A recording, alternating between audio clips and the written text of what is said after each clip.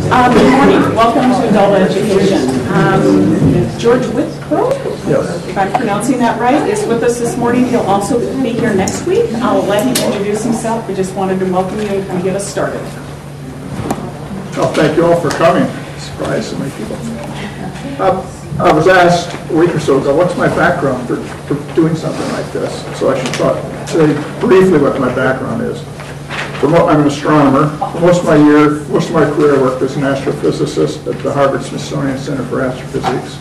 Last couple of years, I was also an associate director of the center. This is followed by a decade as a science program director at NASA headquarters. And after retiring, I worked part-time as a research professor at George Mason University and an adjunct professor here at the University of Minnesota. My religious background is membership in UCC churches since 1960s. In our churches, I served as a deacon and a moderator of our churches in Massachusetts, Virginia, elder here. I've given several sermons in the churches in Massachusetts, Virginia, and two of those sermons were the starting point for my book. So today what I'd like to do is take about a half hour to provide an overview so we're all starting from the same point. Because some people read the book, other people have not read the book. George, can you speak up just a little? Okay. Yeah, if you can't hear me, yell. So this week the emphasis is going to be on modern knowledge about the universe and creation. Next week we'll talk about theological implications. The presentation next week will be much shorter. So as I mentioned, I'm a scientist. Scientists are like little kids.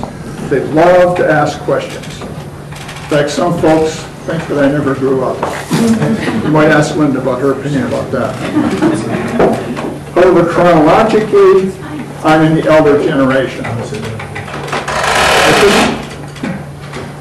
At this stage in life, I've become particularly interested in two questions. What is the nature of God, and is there eternal life? When you're toward the tail end of life, eternal life starts getting a little more meaning. So one way of addressing these issues is by exploring the relationship between three things: God, the universe, and us. This involves topics at the intersection of science and religion. Religion focuses on the relationship between God and us. Science focuses on the natural world and how it works, what the universe is like, and how it functions. So one question one might ask is, why bring in the universe into theological questions? It goes back to our Judeo-Christian heritage, the belief that God created the world. Psalm 19 puts it this way: the heavens are telling the glory of God, and the firmament proclaims his handiwork. This means that the natural record is a divine text written by God into the fabric of the universe. And one of the virtues of this particular text is we have developed powerful techniques for probing the meaning of the text, the natural record, and, very important, we have ways of testing the validity of that knowledge. So to paraphrase Francis Bacon, what he said 400 years ago, no person can be too well studied in the book of God's words or in the book of God's works, which is the record of nature. So I've written down three questions in the handout to keep in mind as we go along. One, why did God create the universe? Two, why does the universe contain so many stars spread throughout its vast expanse? Three, why is the universe so old? Four, why were we created by the long, messy process of natural selection, also called Darwin's theory of evolution? Why didn't God use the quick, direct process implied by literal interpretation of the creation stories in Genesis? 5, why do bad things happen to good people? 6, why is life unfair? All those questions are actually linked. So the first three questions are based upon scientific investigations of the universe. Now you can hear some astronomical numbers. The universe contains of the order of 10 billion trillion stars. That's a lot of stars. 10 to the 22nd power, 1 followed by 22 zeros. If stars were the size of gumballs and spread across the ground, there would be enough gumballs to cover the United States to a depth of 2 miles. So that gives you an image what 10 to the 22 stars is. Second point is the observable universe extends over 13 billion light years in all directions from Earth. A light year is the distance light travels in 1 year, 6 trillion miles. So 13 billion times 6 trillion is 80 billion trillion miles. The universe is big. The universe is old. It was born 13.7 billion years ago in the Big Bang. If the history of the universe was written in a book which had 4,500 years per page, the book would have 3 million pages, and human history from the time of the building of the pyramids to now would be on the last page. We are very late arrivals to the party. Now I'll talk a little bit about images and try to illustrate some of these points. This first picture, first image number 1, is a photograph taken by the Hubble Space Telescope of a small area of the Milky Way, 1/17th the diameter of the full moon. It's just a tiny area of sky. In that picture, there are between 8,000 and 10,000 stars. This sort of shows you visually there are a lot of stars out there. The second image is a picture. Incidentally, I have these images on my iPad, so if anybody wants to see what they're like in their full glory and color, you can see me at the coffee hour. This is a picture of a nearby galaxy. Galaxies are big. All the stars in the universe are confined to galaxies. This is the Andromeda Galaxy, which we call also M31. It's about 100,000 light years across, same as our galaxy. Our galaxy looks just like that. In fact, our sun would be about halfway out from the center. So when you look from the sky and see the Milky Way, you're seeing the disk of the Milky Way galaxy. That galaxy is 2.5 million light years away. In other words, to take this picture, the light that is used to make this picture was emitted 2.5 million years ago when our humanoid ancestors were first walking on the Earth in the beginning of the Old Stone Age. The other thing is this galaxy contains 1 trillion stars. Our galaxy is a few less. It's only 300 billion stars. There's a lot of stars in the galaxy. Here's another galaxy. This is a spiral galaxy like Andromeda, only you're seeing it edge on. So you see the disk of the galaxy and then the halo. That one is 28 million light years away. The next one is a spiral galaxy called the Whirlpool Galaxy. Very inventive name. That one's 31 million light years away. But in some sense, the most interesting set of images is this set. These are images made with an extremely long exposure by the Hubble Space Telescope. For 11 days, they stared at a small area of the sky where there were no stars. All the features lighted in here are galaxies. This one and this side, this bigger one, is 1 billion light years away. And over on this picture on your left, there are a couple of galaxies that are 13 billion light years away. They're near the edge of the universe. We can actually, with Hubble Space Telescope, see out to the observable edge of the universe. Now, the important thing about these galaxies is they're all moving away from us. The further they are, the faster they're going. This was discovered in the 1920s by Edwin Hubble. The ones that are about 13 billion light years away are going more than 90% of the speed of light. They're moving. This fact that all the galaxies are moving away is a consequence of the fact our universe is expanding. Now what happens if you turn your clock backwards? Everything comes in together. And 13.7 years ago, everything in the universe was in one small microscopic speck. And 13.7 years, so it's a seed, the seed of our universe. That would be billions of years. Did I say million? No, you did. It's at 13.7. No time to speed.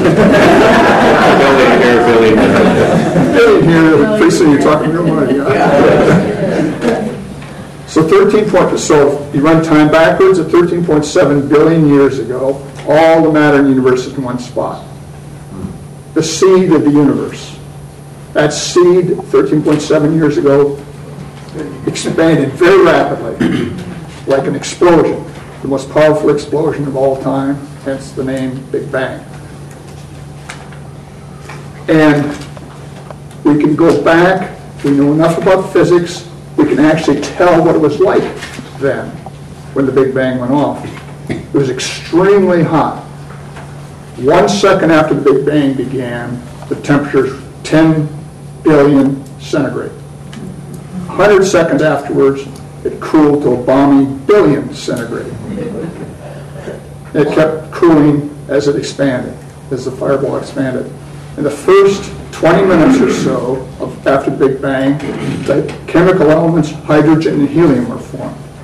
No other chemical elements, only hydrogen and helium. We can calculate how much hydrogen there was and how much helium was made in the Big Bang. 3/4 hydrogen, 1/4 helium. We look at old stars, what do we see? They're made out of 3/4 hydrogen, 1/4 helium, which gives us confidence that we understood what happened in the Big Bang. Also, in the beginning of the Big Bang, there's a tremendous flash of radiation. Let there be light. This radiation propagated out into space, just kept going, going, and going. In 1964, the remnants of this radiation were detected by 2 scientists at Bell Labs. They detected the Big Bang radiation. They got a Nobel Prize, Penzias and Wilson. 1989, NASA launched a satellite called COBE, Cosmic Background Explorer, that's what it stands for, which made detailed measurements of this radiation. One of the graphs shows this. This is the intensity of the microwave radiation as a function of frequency. It has this peculiar shaped curve. That is the experimental data. Follows that curve. That is also the theoretical curve. The theoretical curve and the experimental data agree exactly. They're like this. Again, it says, we understand what happened during the Big Bang. So in some sense, this is another proof the Big Bang happened. We made a prediction, the observations matched it. Not we, I don't know how to do that. Not this, incidentally, it was another Nobel Prize. Then the other thing one can do is COBE and another satellite called WMAP mapped this microwave radiation over the entire sky and made this picture. This is, see, it's just like when you take a globe, you can make a 2-dimensional map. This is a 2-dimensional map of 3-dimensional space. A baby picture of the universe. It's 380,000 years after the Big Bang. That's what the universe looked like. And all these bright and dark spots are the seeds of what become galaxies later. So this is the equivalent of a picture of an 80-year-old man on his first day of his life. So it's a baby picture of the universe. So think about that. We can actually make a baby picture of the universe. Let's go to the chart, which is on the last page. I've attempted to show schematically what happened since the Big Bang. First started the Big Bang. Then we made hydrogen and helium, the Big Bang. This hydrogen and helium made gas. This gas, later on, several hundred million years after the Big Bang, condensed, made stars. Made stars of all sizes. some the size of the sun, some a lot smaller, some 10 to 100 times more massive than the sun. They're made out of hydrogen and helium. You couldn't make an Earth. Earth requires more elements. We require more chemical elements. Where did they come from? They came from the stars. Turns out stars get their power from nuclear fusion. Our sun burns hydrogen, turns it into helium, releases the energy. That's the way the sun gets its power. Nuclear fusion, hydrogen burning. Massive stars can burn helium, make carbon, nitrogen, oxygen, silicon, all the heavy elements. So all the heavy elements in the universe were made in stars. So now you got all this material in stars. The beautiful thing about big stars is they blow up at the end of their lives in massive explosions called supernovas. This picture is a picture of a supernova. See this galaxy, and there's a very bright spot. A supernova is 1 billion times brighter than the sun. Then 9 years later, you can't see the supernova anymore. Supernovas only last for a few weeks or months. Is it correct to say that all stars are suns? All stars are suns. Okay. They're just different sizes. Okay. Now, the nice thing about supernovas, when it goes off, it blows a star to pieces. Here's a picture of the results of a supernova. It occurred in our galaxy. This is called the Crab Nebula. The Chinese observed at the center of where this is, there was a very bright star in the year 1054 in Common Era.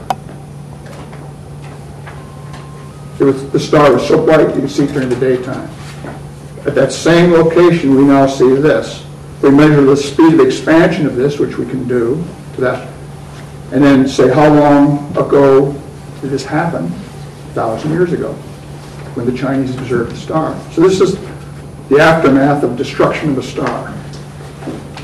But now it's spread all this heavy element material out into space. Now you have the material to make Earths, to make us. So we're made out, yes? Isn't there a limit to, like, the heavy, there's only certain elements that you can build inside a star? Yeah, okay. I wasn't going to go into That might get perfect. Okay. You can only build up to about iron in the star. The supernova explosion makes a lot of high energy events, which creates everything up to uranium. Okay. I'm not going to go into that. Thanks. Say that again. Oh, stars will make everything up to iron, cobalt, and nickel. The whole atomic table up to then. By the way, if you measure the proportions of the elements, it's exactly what we predict should be formed in stars. Like that And then for the heavier elements beyond that, up to uranium, those are created in the action that's during supernova. But we're made out of stardust. Earth is made out of stardust. So you have 14 billion year old material in you called hydrogen in the water, and you have a lot of stuff that are billions of years old, which are made in stars. Why is the universe so old? It took 9 billion years before the conditions were right to create our Earth and our solar system. It took 500 million years before the Earth, simple life formed on the Earth. It took another almost 4 billion years for that life, that simple life, to evolve into human beings. So it took us a long time to come on the scene. So we just weren't around to observe what went on earlier. Now, why did God use such a long, involved process? Starting with a big bang, forming stars, creating the elements that form the planets like us, that are like Earth, and then us, and then this incredibly long evolutionary process. Why did God do it that way? Let's go back to the Bible. One of the central messages in the Old Testament is that God created humans with free will. As we all know, there are many biblical stories where humans demonstrate they have free will by disobeying God. They're really an ornery bunch, as we still are. I suggest that the reason God created the universe was to create intelligent beings with free will. beings that are independent, creative agents. And on the right hand of that chart summarizes two ways that humans are creative, or intelligent beings can be creative. We influence evolution. We do selective breeding. Corn did not exist in nature. Dogs, as we have them, did not exist in nature. We created them by selective breeding. We are affecting the evolution of life on Earth by changes we're making in the environment. So we're doing a lot of things which are affecting evolution. And then on the purely creative side, we have art, music, literature, all these things that are products of human creativity, our knowledge about the universe. What God did, he wanted to have, this is my thought on the subject, some of you may agree, some may disagree, he wanted to have, sorry, I used to still use the old masculine language, God wanted the creatures to be independent and have free will. So he designed a universe in which detailed outcomes are determined by random events. God did not use a stacked deck. If you have a stacked deck to create solitaire, you know what the result's going to be. You shuffle a deck if you don't know what the result is. That's what God did with the universe. He put in random processes to ensure that we all are independent and have free will. And you look at evolution itself, it's filled with randomizing processes, mutations, genetic copying errors, which eggs are fertilized by which sperm, the genetic heritage of our parents, grandparents, great-grandparents. Some of us with European heritage even have small amounts of Neanderthal DNA. That's a recent result. So we are influenced by a whole bunch of random processes that happened in the past. Why so many stars? To ensure that there are many habitats for the development of diverse species of independent, intelligent beings. Now we'll go to some more recent discoveries. We're discovering oodles of planets around other stars. As of Valentine's Day, we've discovered confirmed 760 planets orbiting other stars. We have very strong evidence for at least 2,000 more stars. They have to go through the confirmation process. And many of these planets are in orbits around the stars where they can be habitable, where liquid water can form. And based on the recent findings, just in the last few months, it appears that 1% of stars could have inhabitable planets. This suggests that our galaxy alone could have several billion inhabitable planets. Our universe could have 100 billion inhabitable planets. Perhaps there's an alternative meaning to the words of Jesus in John 14. In my Father's house, there are many dwelling places. It's difficult to imagine that God would create such a vast universe, vast number of stars, and vast number of inhabitable planets, and have only one intelligent beings. Finally, the last two questions I asked in the beginning: why do bad things happen, and why is life unfair? This is a direct consequence of living in a universe where randomizing processes are at work. I don't know how many of you read When Bad Things Happen, Bad Good People by Rabbi Harold Kirshner. He makes this fundamental point. The idea that some things happen for no reason, that there is randomness in the universe, is key to understanding why bad things can happen to good people. Rabbi Kirshner also suggests that having free will is what is meant by the biblical statement that humans are made in the image of God. We are free to make choices instead of doing what our instincts tell us to do. It means knowing which choices are good and which are bad. If a human is free to choose only the good and not the bad, he or she is not free. Bad things happening and unfairness is the price we pay for our independence and free will. There appears to be no such thing as free will.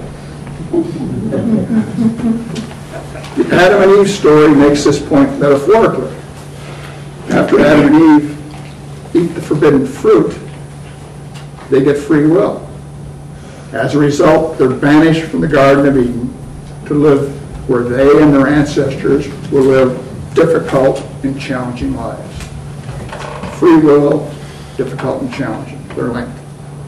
Why does God, or what does God do about this state of affairs? To me, I look to the 23rd Psalm, to paraphrase it. When we're in trouble or danger, God is with us. One can visualize God as like a visitor to a hospital, visiting a patient who's a friend or relative. The visitor doesn't change the outcome, but the visitor is with the person while they're going through their problems. And second thing, sort of from the last line of the 23rd Psalm, we will live in the house of the Lord forever. Our earthly existence is but a brief blip in the history of the universe. It is, I feel, it is the first stage of what life that may be eternal. I suggest that eternal life is not a reward for living the right kind of life. It is a feature that God built into the universe, a universe designed to create diverse species of intelligent beings who are independent creative agents. A universe that enables God to grow and to evolve in partnership with these independent beings. So I think basically everything is fine. Lots of questions. It's getting close to when we need to close. George will be here again next week to delve even further into this.